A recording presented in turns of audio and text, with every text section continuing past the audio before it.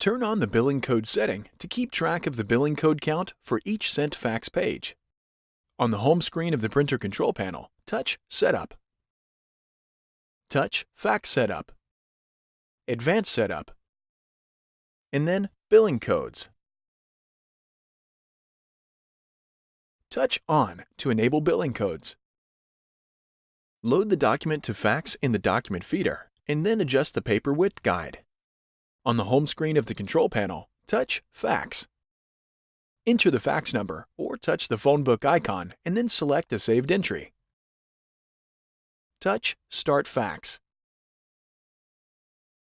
Choose a billing code to keep track of the number of faxes billed to each code. The billing code can be any number between 1 and 250. Enter the billing code and then touch OK to send the fax.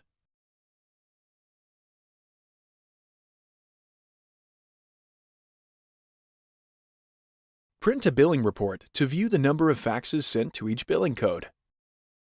Touch Fax, Fax Menu, and then Fax Reports. Printing a billing report removes all stored billing code information from the printer. Touch Print Billing Report. The report prints with all fax billing code information.